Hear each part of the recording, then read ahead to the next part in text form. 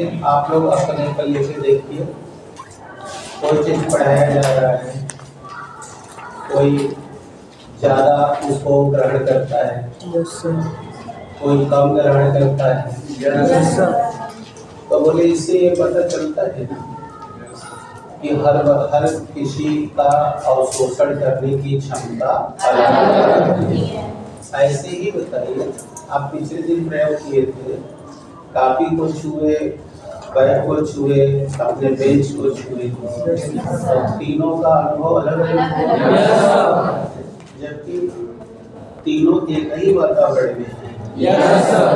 इसका मतलब कि हर वस्तु के ऊष्मीय विकिरण को अवशोषण करने की जो क्षमता है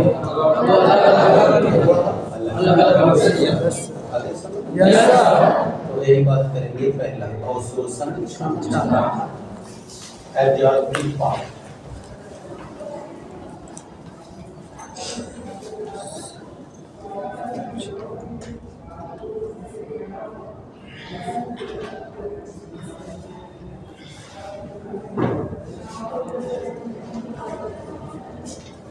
एब्जॉर्बिंग पावर इसे कैसे डिफाइन करेंगे?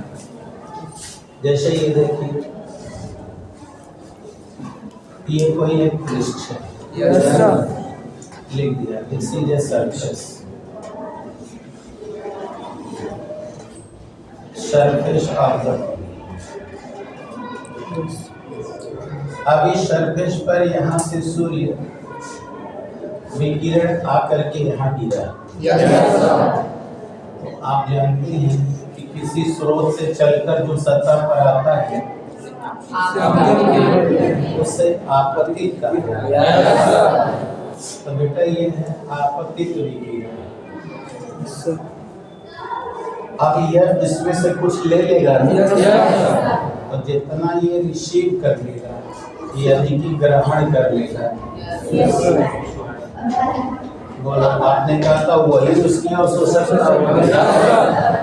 अब देखिए डेफिनेशन बन गया, पृष्ठ द्वारा आपतित विकिरण में से जितना विकिरण वह अवशोषित कर लेता है वही उस पृष्ठ की अवशोषकता या अवशोषण क्षमता है। That is called absorptive power. Absorptive power यानी वही उसकी अवशोषण क्षमता या अवशोषण क्षमता कहलाती है। That is yes, sir. आप बताइए problem? No, sir. And when the radiation fall over the surfaces, the amount of radiation which is absorbed by the surface is called its absorptive power. आगे बढ़िए। किसी भी पृष्ठ के द्वारा आपतित विकिरण में से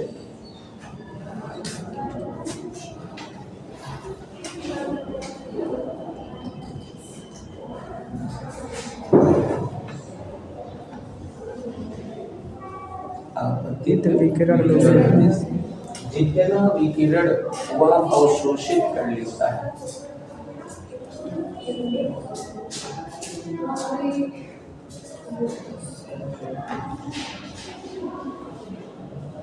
जितना विकिरण अवशोषित कर देता है वह अवशोषित कर लेता है वही उस पृष्ठ की अवशोषकता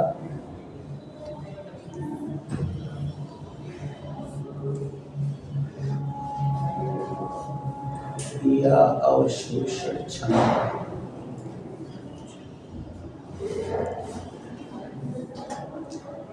कहलाती है। ठीक है। yes. तो अब देखो हमने क्या बोला था, यहाँ देखो हमने कहा था आपतित विकिरण की मात्रा में से जितना विकिरण अवशोषित हो जाता है, तो लिख दिया अवशोषित विकिरण की मात्रा को हम पृष्ठ की अवशोषण या अवशोषण क्षमता कहा जाता है। सही? अब देखो कैसे बोलोगे, जो लिखे हो यही है। देखो पृष्ठ पर आपतित विकिरण में से जितना विकिरण अवशोषित, आप समझ गए? क्योंकि हिंदी में जब कहा जाए आपतित में से जितना ले लिया गया, यानी कि out of them it was received, इसका मतलब उसे फिजिक्स की भाषा में या तो अनुपात पढ़ाया जाता है या रिलेटिव यानी सापेक्ष पढ़ाया जाता है, और दोनों को लिखने के लिए हमें बटा देना पड़ता है। इसीलिए देखो हमने परिभाषा से सूत्र बनाया कि अवशोषित विकिरण की मात्रा बटे आपतित विकिरण की मात्रा का अनुपात। क्लियर हो गया? अब इसको फार्मूला में ले लीजिए।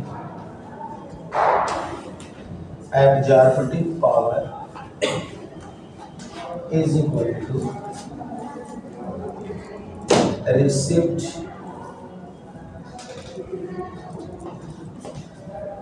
Amount of radiation upon the fallen amount of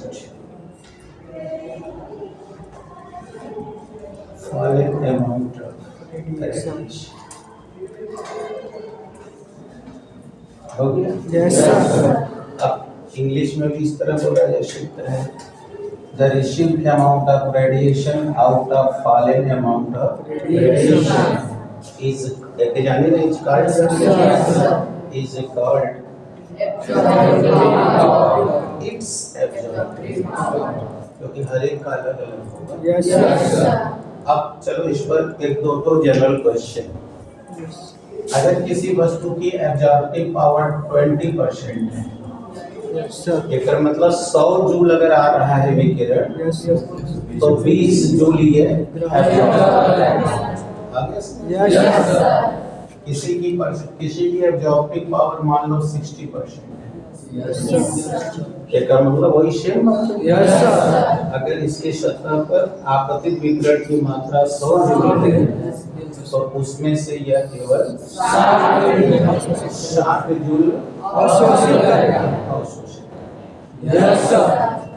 समझ आया? ये नहीं है। अब कोई प्रॉब्लम? No sir. अब एक जान गए तो बाकी सब अपने से आ जाएंगे।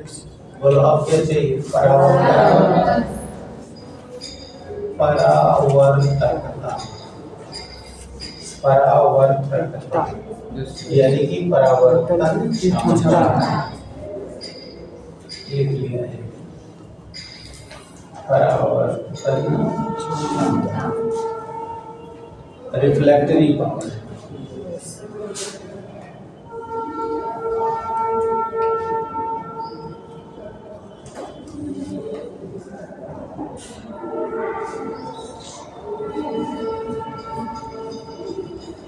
रिफ्लेक्टरी चले। अब देखिए रिफ्लेक्टरी पावर क्या होता है। अब यहाँ अवशोषित की जगह लिख दे परावर्तित विकिरण की मात्रा, और ये वही रहेगा। अब बन गई पृष्ठ पर आपतित विकिरण में से जितना विकिरण परावर्तित होता है वही उस पृष्ठ की परावर्तन। यानी अब यहाँ अवशोषित की जगह क्या लिखना है? परावर्तित। अब यहाँ जो रिसीव्ड है उसके जगह लिखना है रिफ्लेक्टरी अमाउंट, रिफ्लेक्टरी अमाउंट ऑफ क्रेडिट। और अब ये एब्जॉर्प्टिव पावर हट जाएगा सर? Yes sir. हिंदी वाले बच्चे ये लिख लेंगे, अंग्रेजी वाले ये लिख लेंगे? Yes sir. कठिनाई है? No sir. बता सकेंगे परिभाषा? Yes sir. फिर से सुन लीजिए। आपतित विकिरण में से जितना विकिरण पृष्ठ द्वारा परावर्तित होता है वही उस पृष्ठ की परावर्तकता या परावर्तन क्षमता है।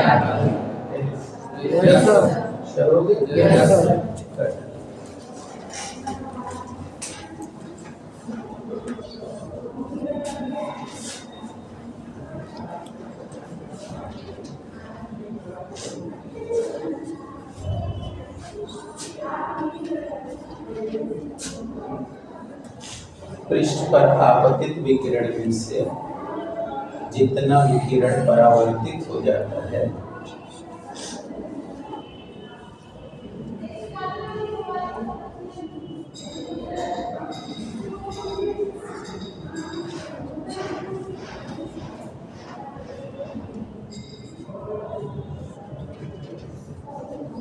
वही उस पृष्ठ की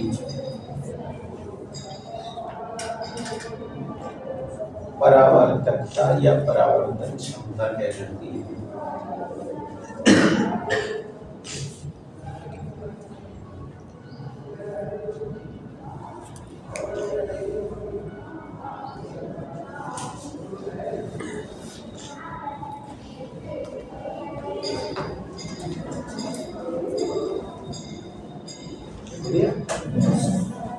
आ रहा है बनाने का? अब सूत्र देख लो जैसे बताया।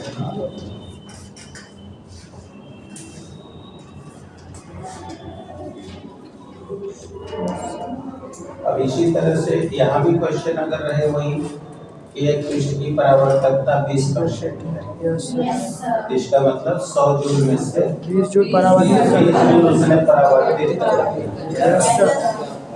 दिया। इसका मतलब 20 वापस कर दिया तो 80 ले लिया।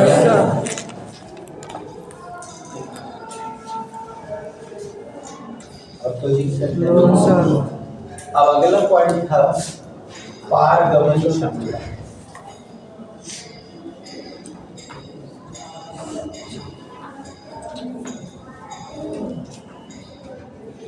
या इसी को कहा जाएगा पारगम्यता, ट्रांसडक्टिव पावर।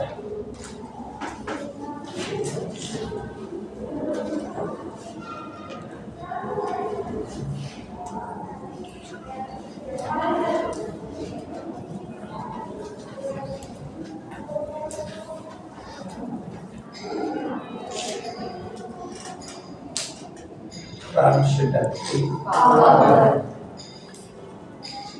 Yes sir. अब पारगमन क्षमता क्या है बेटा?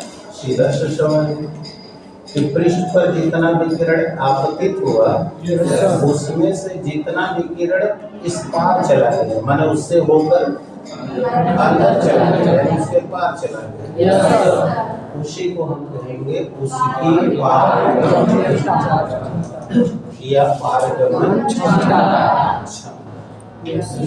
समझ में आ गया? पृष्ठ पर आपतित विकिरण में से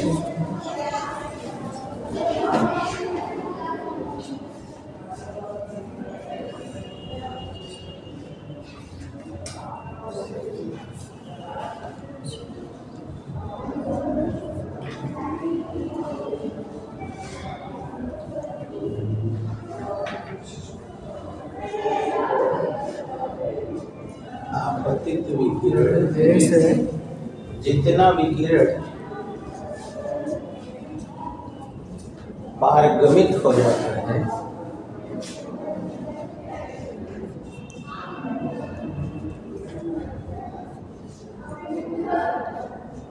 वही उस तल की पारगम्यता या पारगमन क्षमता कहलाती है।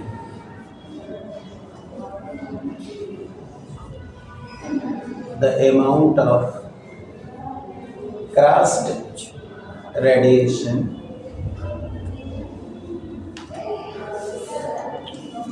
out of total radiation is called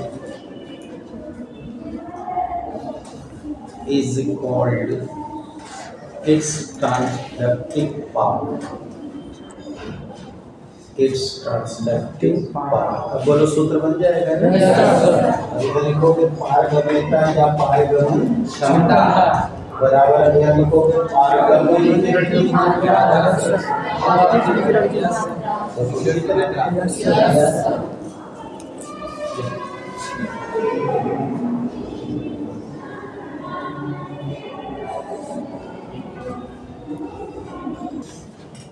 जैसा कि कुछ देर पहले कह रहे थे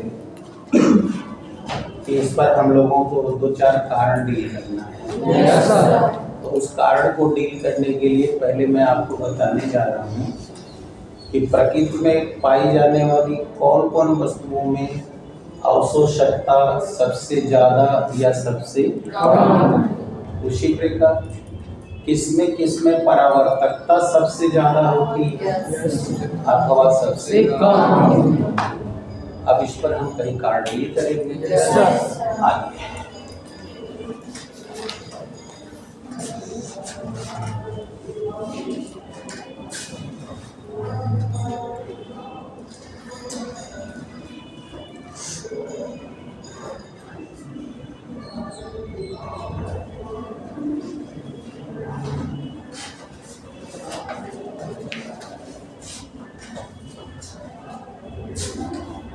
देखिए, इस प्रकृति में जो वस्तुएं सफेद रंग की होती हैं, इस रंग की सफेद रंग की, उन वस्तुओं की जो परावर्तकता है यानी परावर्तन करने की क्षमता है वो सबसे ज्यादा होती है। यानी कि उस सतह पर अगर प्रकाश पड़ेगा तो कम ही भाग अवशोषित करेगा और ज्यादा से ज्यादा भाग परावर्तित करेगा। कौन से ऐसी वस्तु है? सफेद। और इन सफेद रंग की जो अवशोषकता है वह बताइए कैसी होगी?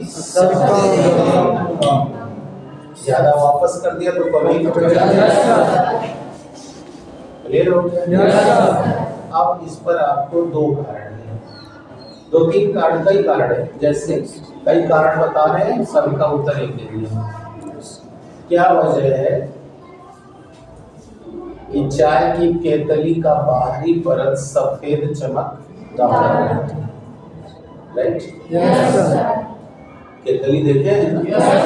तो बाहर वाला शटर देखिएगा एकदम सफेद चमकदार है। क्लियर हो गया? सवाल नंबर 2, अगर आप सफेद रंग की गाय और भैंस देखे होंगे काले रंग की, और काली रंग की भैंस, दोनों को अगर आप धूप में बांध दो तो देखना भैंस पहले हाँफने लगेगी और गाय बाद में। सबका जवाब एक ही है, तो पहले सवाल ही सुना है। और तीसरा सवाल सुनिए, बादलों वाली रात गर्म क्यों होती है? बादलों वाली रात गर्म क्यों होती है? जैसे आज की रात में ठंडी कम थी, क्योंकि अभी ये सोचिए ठंडी चली गई, अभी वेव आ रहा है कि पछुआ हवा बह रहा है, जिस हवा की वजह से नमी कम हो रही है और बादल डिस्पर्श हो रहे हैं। अभी ठंडी पड़नी है, अभी तो ये नेचर में एक मूवमेंट हो रहा है, उस मूवमेंट की वजह से आसमान क्लियर हो रहा है, जिसकी वजह से आपको इतनी इंटेंसिटी की तीव्रता, ये इंटेंसिटी माने तीव्रता, इतनी तीव्रता का प्रकाश मिल रहा है। समझ रहे हैं? Yes sir. तो आज रात में आपको गर्मी जैसा महसूस हुआ होगा। ऐसा क्यों? क्योंकि आसमान में बादल थे। तो मेरा यही सवाल है, बादलों वाली रात गर्म क्यों होती है? Yes sir. अब चलिए, अब हम इन सभी प्रश्नों का जवाब देते हैं। Yes sir. आपसे मैंने ये कहा था कि सफेद रंग से एक सवाल और सुनाते। गर्मी के दिनों में लोग सफेद कपड़े क्यों पहनते हैं? बताइए। आपको शायद मिलना शुरू हो गया होगा। तो गर्मी के दिनों में सफेद कपड़े क्यों पहने जाते हैं? उत्तर है आपके पास? आइए सीखते हैं। तो अब हम जवाब देने जा रहे हैं एक करके।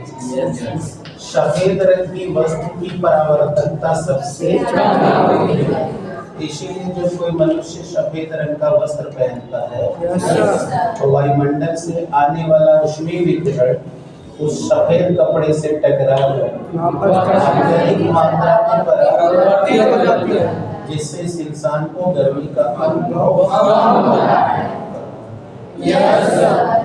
तो यही सवाल सफेद गाय का भी था कि सफेद गाय इसलिए जल्दी नहीं हाँफती क्योंकि उसकी त्वचा का रंग सफेद होने से आ रहा सूर्य का विकिरण में से अत्यधिक मात्रा परावर्तित हो जाता है, इसलिए उसे गर्मी का अनुभव कम होता है।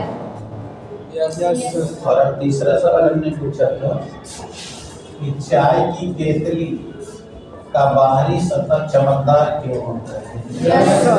आप समझेंगे? केतली में हम चाय रखते हैं। अब हमने चाय को गर्म करके रख लिया है, यहाँ देखो, जैसे हॉट टी, और इसकी भीतरी भी सफेद, चमकदार सफेद है और बाहरी भी है। तो भीतर की गर्मी टकरा के भीतर वापस आ गई और बाहर की गर्मी बाहर आ गई, इसलिए इस केतली में चाय ज्यादा देर तक गर्म है। कोई डाउट? कितने लोग इस सबका उत्तर सकते हैं? क्लियर हो गया?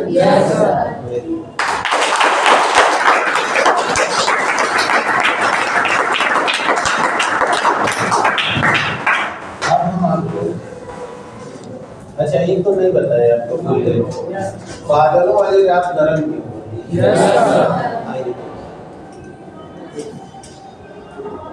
ये देखिए, ये हमारी पृथ्वी है और सूर्य का प्रकाश पृथ्वी पर गिरा तो पृथ्वी अवशोषित कर रही है और सतह गर्म होता जा रहा है।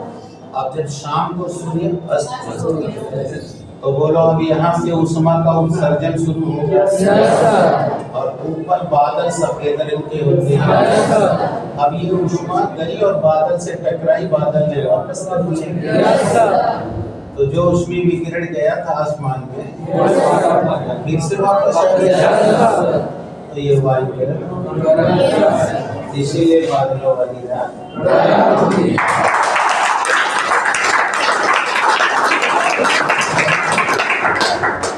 गांव देहात में जो अनुभवी लोग हैं वो कहते हैं कि तनी बदरा फटेगा तो ठंडी बढ़ेगी। समझ गए कि जब ये फटेगा मतलब हट जाएगा तो ये विकिरण वापस चला जाएगा, तो आपका टेम्परेचर गिर जाएगा और आपका ठंडा खत्म नहीं है। अब आपको अपनी व्यू बनाने के लिए तो पहले ही शो करता है, हमारे बताने के बाद शो करता है। आप ज्यादा किसकी होती है और सबसे कम किसकी होती है?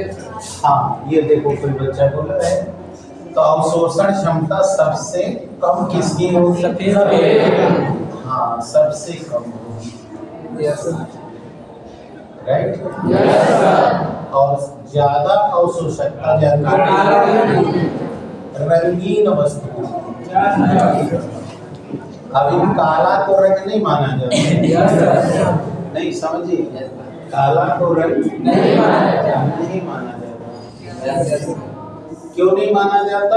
ये आपको लाइफ में पढ़ाए थे, बताए थे कि जो श्वेत प्रकाश है उसमें 7 जब 12 के साथ पढ़ा है, 7 रंग की किरणें उसमें होती है, और जब कोई पृष्ठ पूरी किरण एब्जॉर्ब कर लेता है तो वहां से हमें कोई भी रे वापस नहीं आती, और जब नहीं आती तो वो वस्तु काली दिखती है।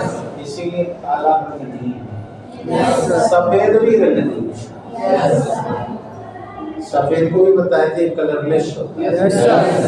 तो फिलहाल पहले आप समझ लें कि जितनी भी रंगीन वस्तुएं हैं उनकी अवशोषण क्षमता ज्यादा है।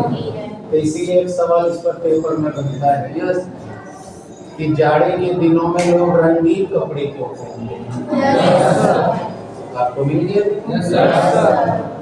कि रंगीन वस्तु की अवशोषण क्षमता होती है, इसलिए यह पृष्ठ वायुमंडल की ऊष्मा को ज्यादा मात्रा में अवशोषित करता है, जिससे व्यक्ति को गर्म होता है।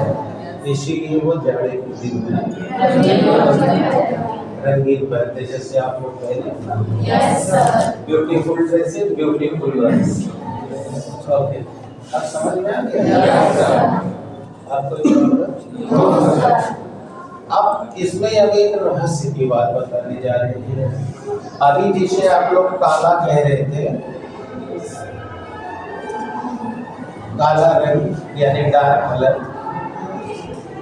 इसकी अवशोषण क्षमता सबसे ज्यादा और ये 98% तक ऊष्मा को एब्जॉर्ब कर लेता है। यानी 100 ऊष्मा 100 जूल दोगे तो 98 तक ले दूर के गाड़ी वापस आगे से तो ये गुण किसके अंदर है? इसीलिए अब याद करो, बर्तन में खाना बनाते समय लेव नीचे लगाया राख की, यानी काले रंग। क्यों?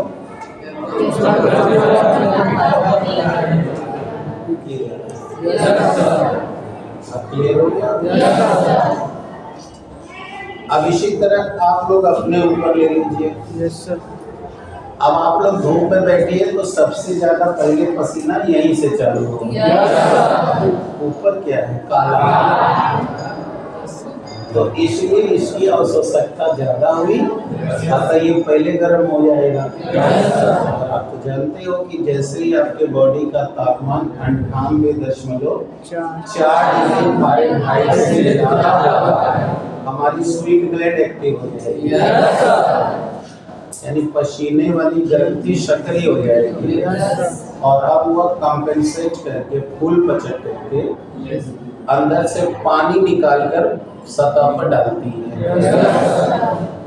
इसी से वैज्ञानिकों ने जाना कि 2 प्रकार से वस्तुओं को ठंडा किया जा सकता है, air cool system, water cool system.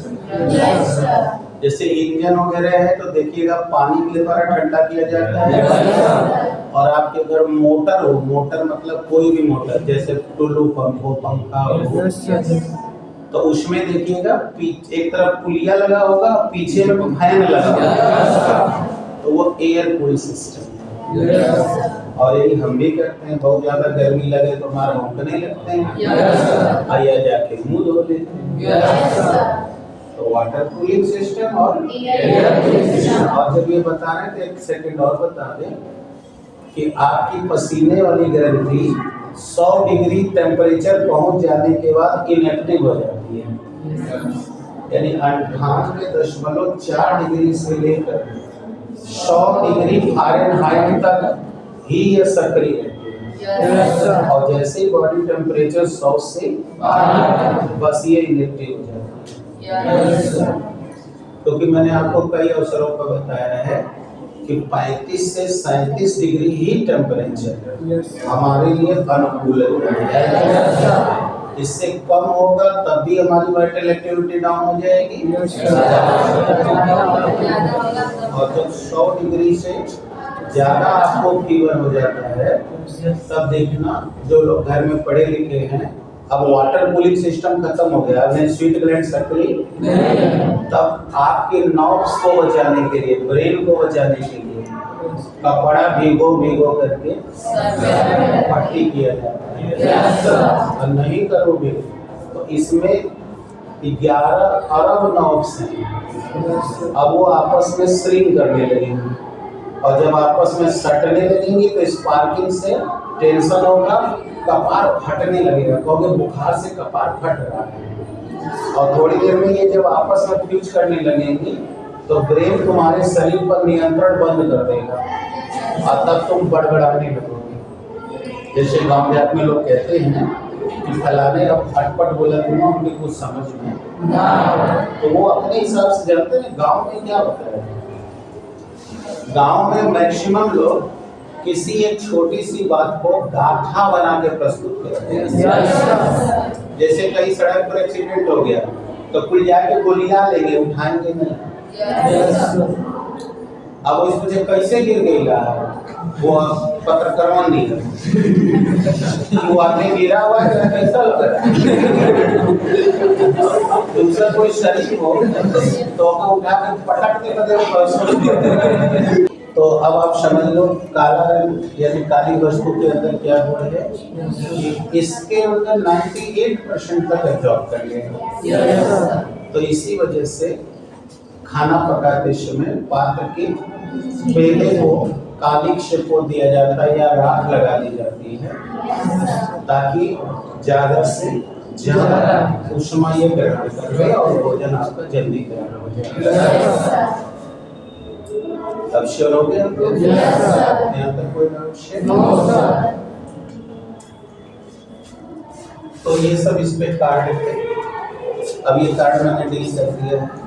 अब चलिए बात करने जा रहे हैं उत्सर्जन क्या होता है और उत्सर्जकता क्या होती है।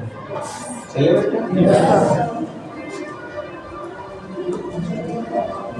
अच्छा, एक चीज आप लोग यहाँ चाहें तो और नोट कर सकते हैं, जो भी वस्तुएं काली हैं जैसे ब्लैक बोर्ड, आपके सिर के बाल, काले रंग का कपड़ा, काजल, तिल, काला रंग का तिल होता है, ये सब ऐसी बॉडी है जो 98% तक हीट को एब्जॉर्ब कर लेती है, और ऐसी बॉडी को कहा जाता है हिंदी में कृष्णिका और अंग्रेजी में perfectly black body.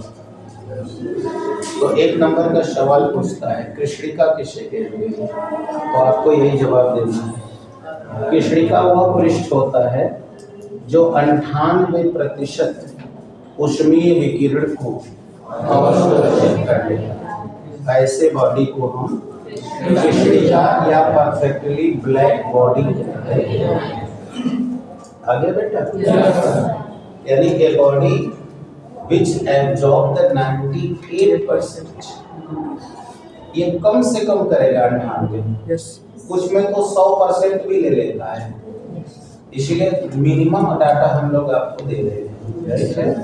A body which absorb at least 98% thermal radiation is called perfectly black body।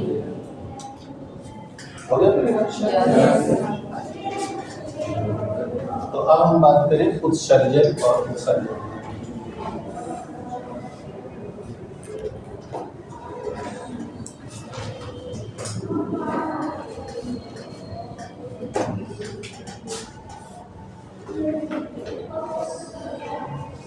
उत्सर्जन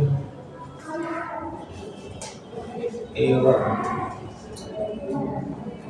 उत्सर्जन एमिशन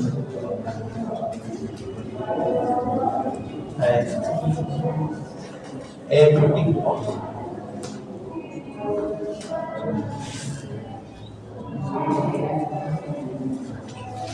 अब देखो बेटा, पहले समझो उत्सर्जन क्या है। आजकल रोज हो रहा है, तुम लोग अध्ययन किए भी होंगे। जैसे तुम नहा लो तो शरीर के ऊपर से भाप निकलने लगती है, और अगर तुम्हारी मम्मी खाना तुमको निकाल रही है, जैसे ये थाली है और इसमें चावल या दाल कुछ भी निकाल दे, तो देखना इसमें से भाप निकलना होता है कि नहीं? इसका मतलब ये हुआ बेटा कि किसी भी पृष्ठ से जब ऊष्मीय विकिरण बाहर यानी निकलता है, तो इस घटना, इसका मतलब कि अगर चाय बनी है और तुमने किसी अपने गेस्ट को चाय दिया, तो चाय में से भाप निकल रहा है, यानी ऊष्मा निकल रही है, यानी कौन सी घटना है? उत्सर्जन। चावल, खाने की सब्जी, ये सब आपने थाली में ले रखा है, गर्म होगा तो देखना यानी कौन सी घटना है? इसका मतलब ये निकला बेटा कि अगर कोई पृष्ठ उत्सर्जन करेगा तो उसके ताप में गिरावट आएगी, क्योंकि वो हीट लूज होता है। इसका मतलब अगर उत्सर्जन नहीं होगा तो कोई वस्तु ठंडी नहीं होगी। अब क्लियर हो गया? जब उत्सर्जन क्या होगा? जब किसी पृष्ठ से ऊष्मीय विकिरण यानी थर्मल रेडिएशन उसके अंदर से बाहर की ओर निकलता है, इस घटना उत्सर्जन। क्लियर हो? When the thermal radiation comes out,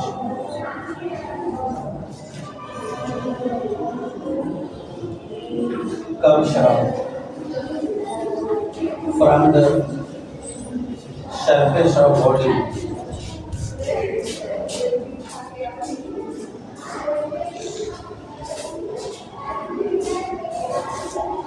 from the surface of the body, okay, is called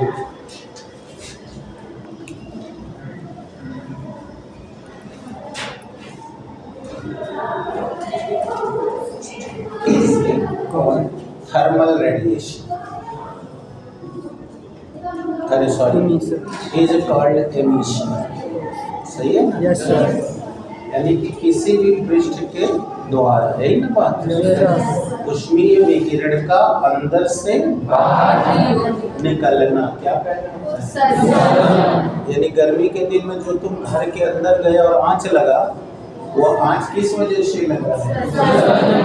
क्योंकि गर्मी के दिन में हमारी दीवारें धीरे धीरे गर्म होती चली गई, तो उस समय वो अवशोषण हो रहा था, और फिर जो ऊष्मा धीरे धीरे दीवार क्रॉस करके अंदर आई, वह पारगमन हो रहा था। और जब शाम को सूर्य अस्त हो गया, यानी बाहर से प्रकाश आना बंद हो गया, तो बाहर का तापमान तो कम हो गया और अंदर का तापमान वही रहा, इसलिए अब ऊष्मा का प्रसार अधिक से कम हो गया, अतः अंदर से बाहर, इसलिए ये घटना उत्सर्जन। और याद करिए, गर्मी के दिन में जब आप छत पे जाते हैं तो क्या होता है? छत पे जाते हैं तो देखे होंगे आपका छत गर्म रहती है। अब कुछ लोग बेवकूफ़ी करते हैं क्या कि वो छत पर पानी गिरा देते हैं। अब जब पानी आप गिरा देते हो तो आपको लगता है कि छत ठंडा हो गया, जबकि आपने क्या पढ़ा था कि पानी की विशिष्ट ऊष्मा सबसे ज्यादा होती है। तब पानी का लेयर हवा और छत के बीच में आ गया, अब वो ऊष्मा को निकलने में लेट कर रहा है। अरे समझ ऊष्मा को, इसलिए केवल पानी के टच में जो छत का ऊपरी सतह है वही केवल ठंडा होगा। और उस आपको पता है कि जब ताप गिरेगा तो आयतन में संकुचन होगा। अब अगर छत इसी साल आपकी बनी होगी, इस साल का गर्मी में आप ऐसा कर दो तो देखना अगले 1-2 सालों में छत के ऊपर दरारें पड़ना शुरू हो जाएंगी। वो दरारें आप ही ने किया है और किसी ने नहीं किया।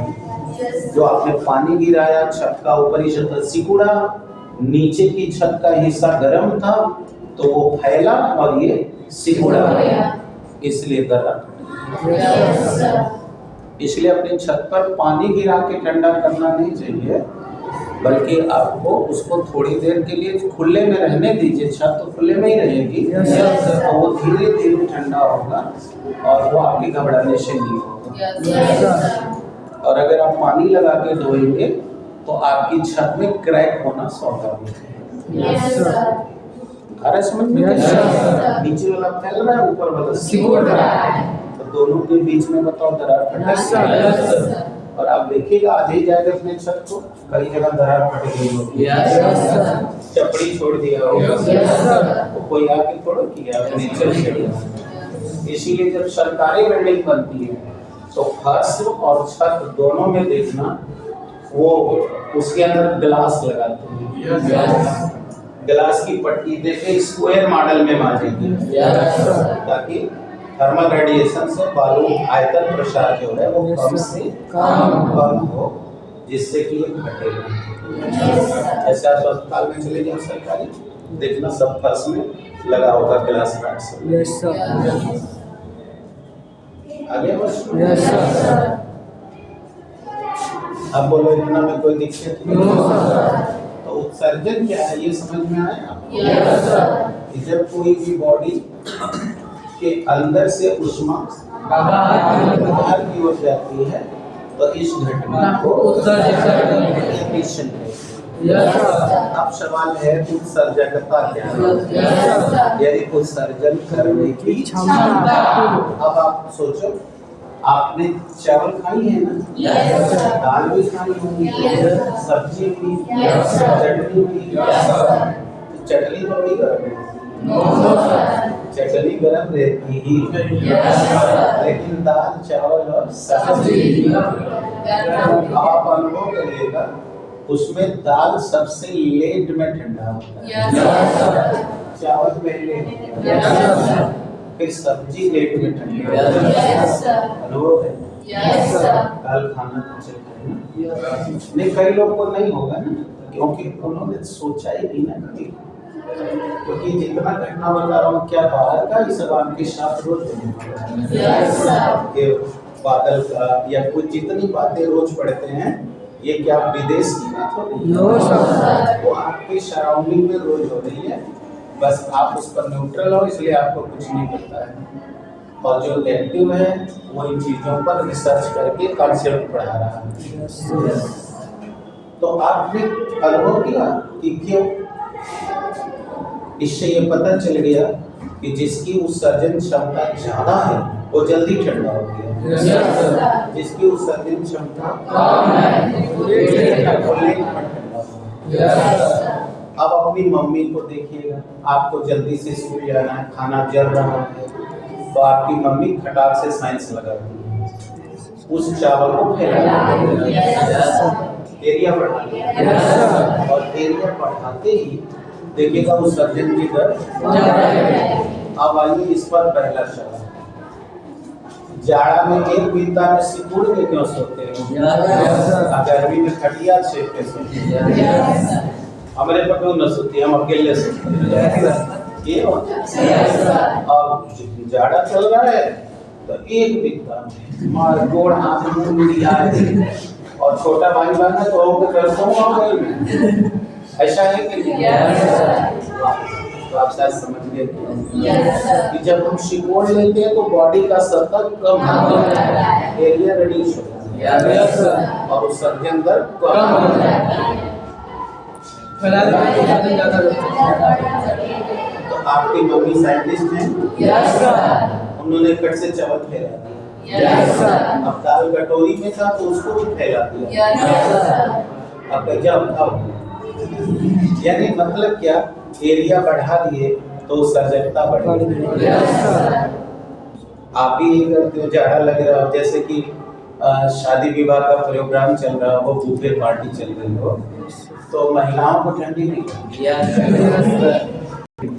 निकलने वाले उष्मीय विकिरण की मात्रा को उस की कहते हैं। अब एकांक क्षेत्रफल क्यों लिए? क्योंकि हम बता रहे हैं एरिया बढ़ाओगे घटाओगे तो उसका विकिरण कम ज्यादा हो जाएगा, तो बोलना पड़ेगा। और दर चाहिए तो समय से भाग देगा। क्लियर है? तो एकांक क्षेत्रफल वाले पृष्ठ से इकाई समय, कितने समय? यानी 1 सेकंड जितना विकिरण उत्सर्जित होता है वही उस पृष्ठ की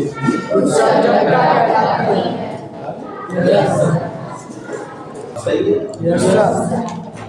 अब कोई प्रॉब्लम? No sir. तो बेटा ये हो गई उत्सर्जन। अब बताएं प्रॉब्लम? No sir. तो उत्सर्जन भी जान गए, उत्सर्जन अर्थात जब टेम्परेचर बढ़ेगा तो ये एब्जॉर्प्शन है, और जब टेम्परेचर घटेगा तो और जो शटर से वापस कर दिया जाएगा वो परावर्तन, और जो शटर के अंदर से 4 फैक्टर। किसी को इसको लेके अनुपच कल सुबह भी होगी, आज रातियों होगी, खाना मिलेगा। अब हम लोग देखेंगे स्टीफन का नियम, स्टीफन का नियम।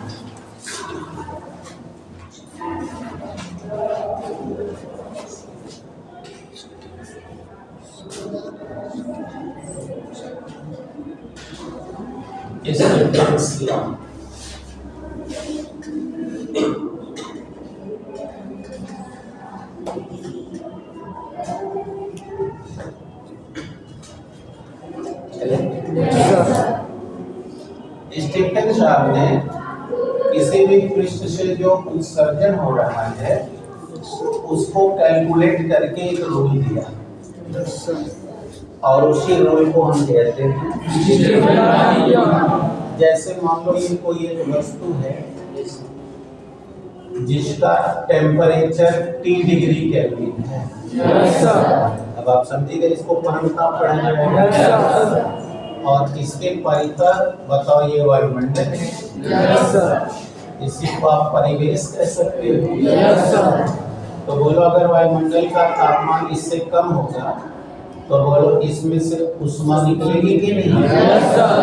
जैसे अभी आप सुबह सुबह नहा रहे होंगे, भोर में नहा रहे होंगे, तो आप करीब नहा लो, देखना आपके शरीर पर से भाप नहीं निकलेगा। ऐसा जरा गर्मियों में ना होगा, इसलिए क्योंकि जाड़े के दिन में बाहर का तापमान यानी वायुमंडल का तापमान मेरे तापमान से कम है, इसलिए हम लोग अपने शरीर से ऊष्मा का उत्सर्जन करते हैं। और इसीलिए मैंने तुम्हें पिछले दिन समझाया था कि बेटा 25% एनर्जी यही बॉडी टेम्परेचर मेंटेन करने में खर्चा होगा, और यही वजह है कि तुम जाड़े में ज्यादा खाना खाते हो। इसीलिए एक प्रचलन है कि जाड़ा में शरीर न बनी तो कबो न बनी, क्योंकि जाड़े में आप खाना ज्यादा खाना ये आपके वातावरण की डिमांड है, क्योंकि आपके शरीर के बाहर का तापमान काफी गिरा हुआ है और पूरी बॉडी से हीट का एमिशन हो रहा है। अतः आपके शरीर में जो ऊर्जा है उसी में से ना ये बॉडी टेम्परेचर में मेंटेन होगा। लेकिन का फुल डाटा दे दिया 100% कहाँ खर्च होगा, तो बेटा उतनी ऊर्जा आपका खर्च होगा बॉडी टेम्परेचर। अब उतना प्रोडक्टिविटी भी तो चाहिए ना, तो वो कहाँ से आएगी? खाना से। इसीलिए देखना गर्मी के दिन में टेम्परेचर मेंटेन करने में एनर्जी बहुत कम खर्च होती है।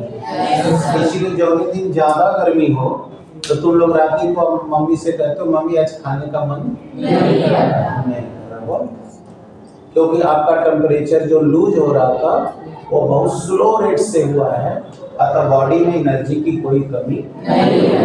तो इसलिए आप कहते हो मम्मी कुछ खाने का मन नहीं कर रहा, बस खाली पानी पी लेंगे या दूध पी लेंगे, बस खाने का मन नहीं कर रहा। बट ऐसा जाड़ा में कहते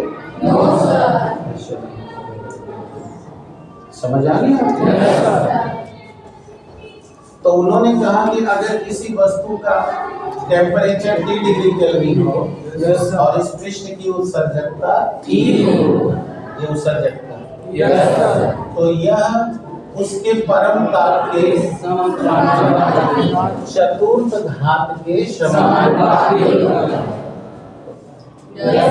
तुम देखोगे कि जो वस्तु जितनी गर्म है उससे उतना तेज भाप निकलता है। गर्म कम हो तो भाप निकलता है, और अगर वायुमंडल से भी कम हो तो निकलेगा ही। तो वायुमंडल से वो खुलेगा। थ्योरी तो दिमाग में हो तब जान के स्टीफेंस लॉ क्या है? किसी भी पृष्ठ की उत्सर्जकता उसके परम ताप के चतुर्थ घात के समानुपाती होता है। समानुपाती होता है। क्लियर हो गई? इसी को स्टीफन का नियम कहते हैं। Yes sir. आगे सभी? Yes sir.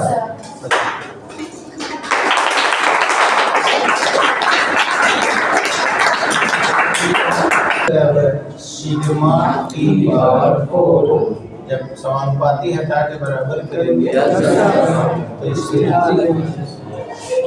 जहां सिग्मा एक स्थिरांक है और इसी स्थिरांक को हम लोग स्टीफेंस कांस्टेंट कहते हैं, जिसका न्यूमेरिकल वैल्यू आप लोग बुक में से देख के नोट कर लीजिए। ठीक है? Yes sir. अब आइए यहाँ केस बना ले दो भिन्न टेम्परेचर के लिए। Yes sir. लिख दिया केस फॉर 2 डिफरेंट टेम्परेचर।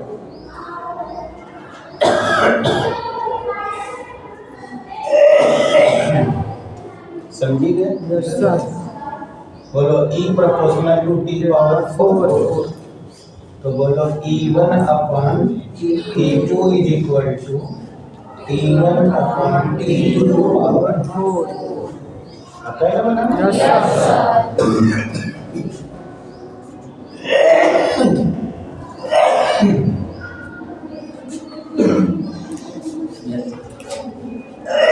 ठीक है बेटा?